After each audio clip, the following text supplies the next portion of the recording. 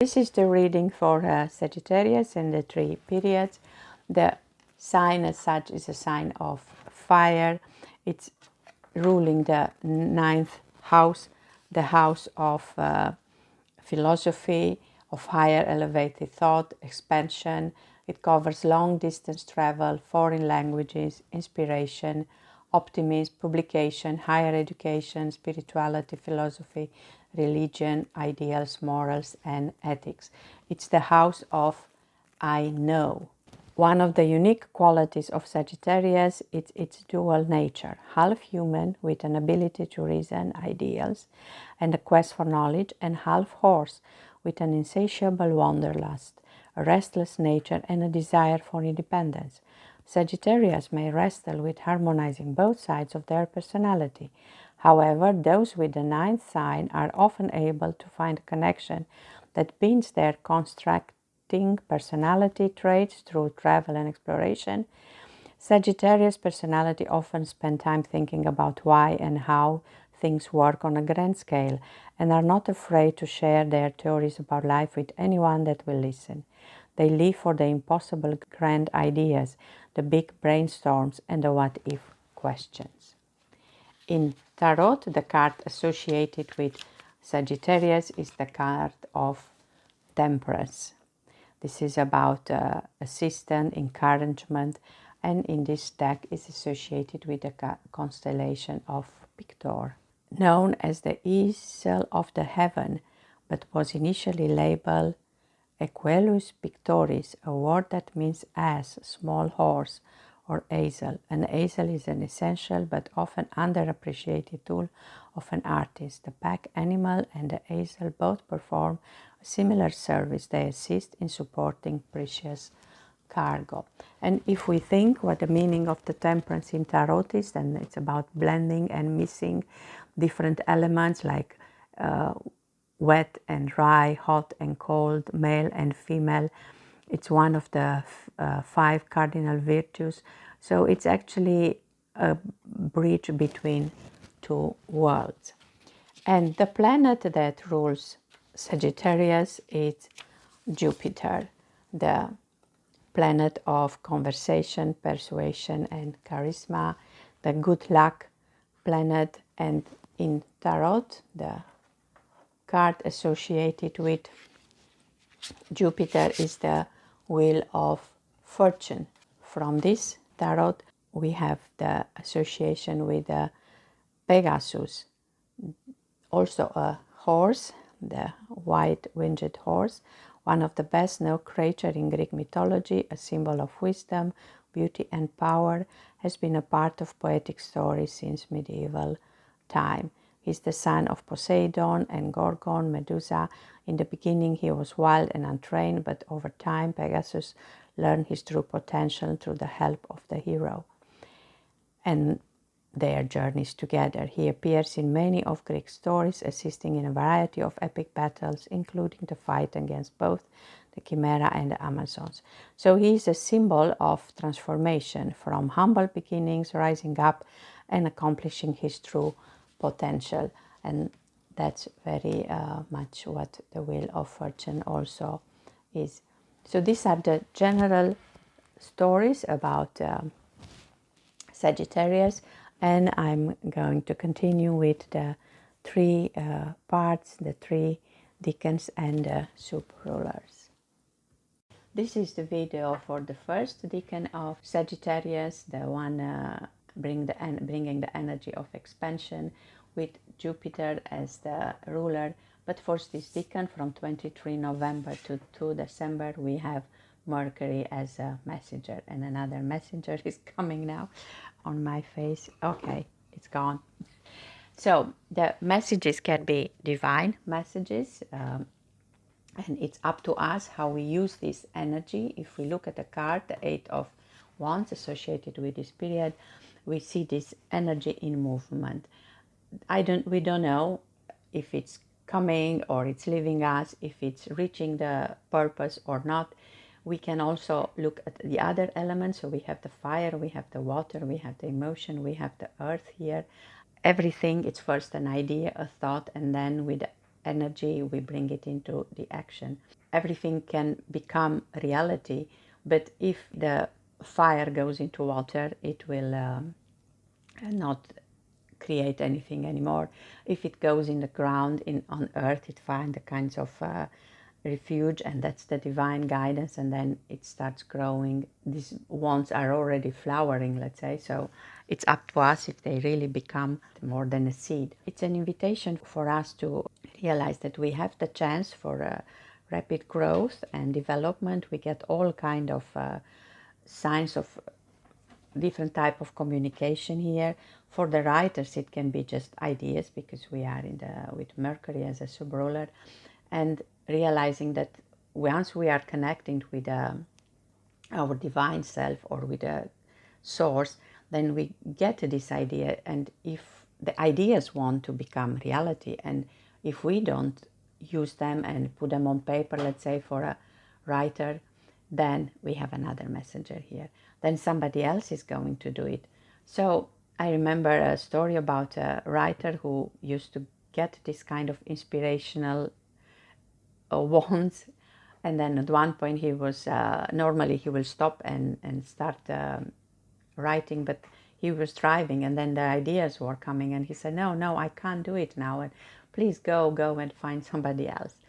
So it's a lot of power. Number 8, it's a number of power, and we always have to ask ourselves if we are carried away maybe by our ideas. Do we feel the urge to act very quickly? Do we rush into something? Maybe it's time just to act or to talk about things and think about it.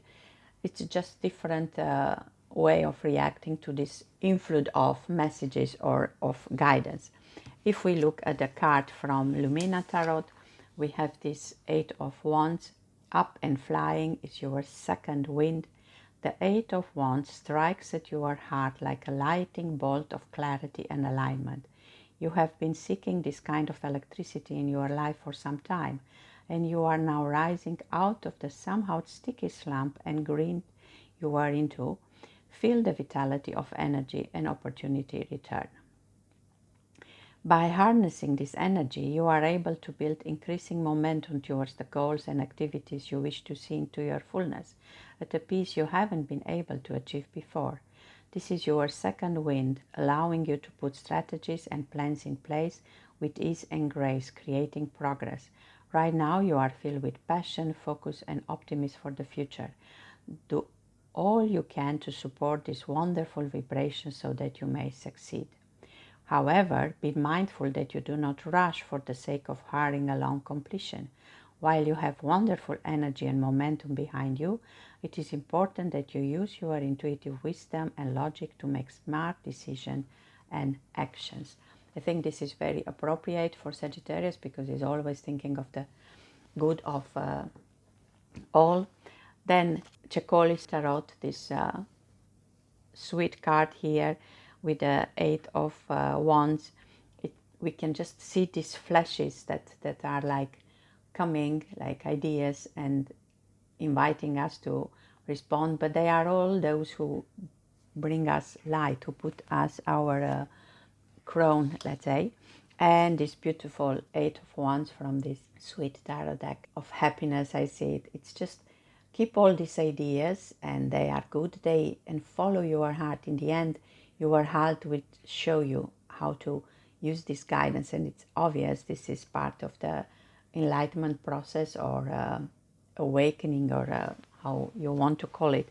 And from the happy tarot, because it's a happy energy, the way I see it. We have Jupiter, which is the wheel of fortune, and it's a good luck, old-fashioned good luck. We have this idea that things are speeding up. Be ready to take a positive action as soon as you get the sign or the word, and you can find happiness through acceleration. So yes, follow your heart, and it can be the Cupidon arrow, so just follow your heart. In the Reed Seeds Tarot, this is the Lucian Mysteries. These cards are yeah, just beautiful. There is a story attached to each of them, but I will just read the soul journey. Knowledge has been revealed to us in some way. A light has been switched on and has illuminated part of ourself. This will change our response to life. A potent energy directs us to seek forward positive movements in our life.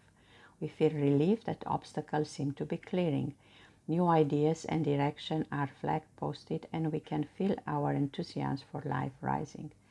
Plans will be formed quickly if they haven't already, and will probably slip smoothly into place.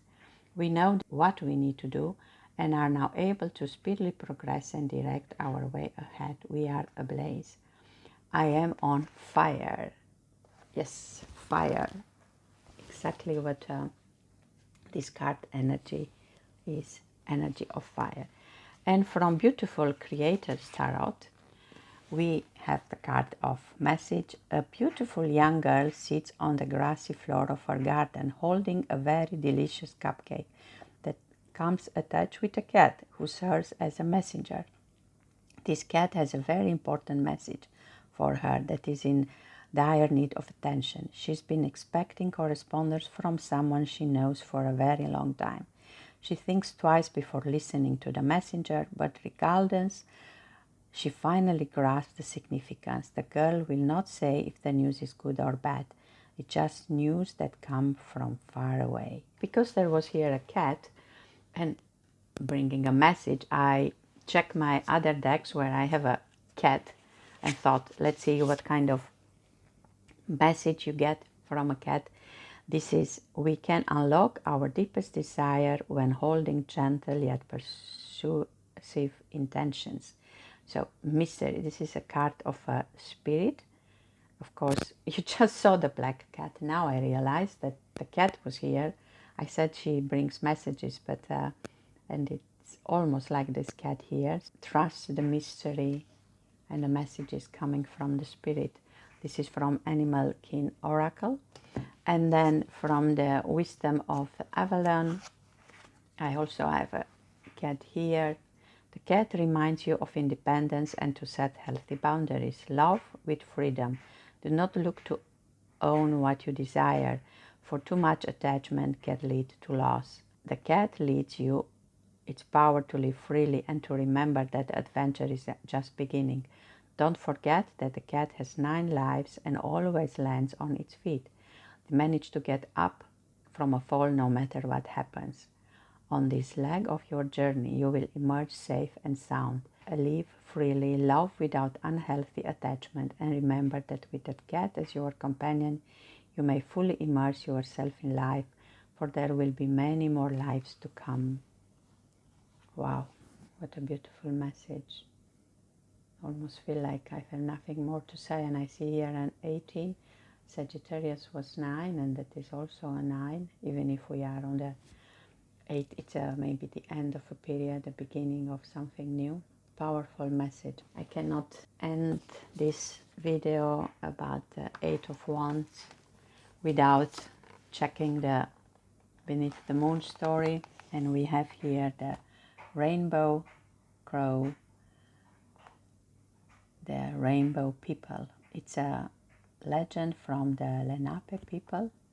Back when the world was new, every day was warm and perfect. But then the earth began to grow cold, and the animals felt the first winter.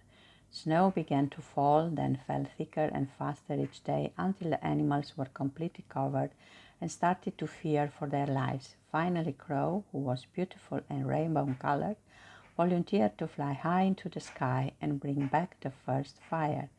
He did just that, but thought he flew back to the earth as quickly as possible.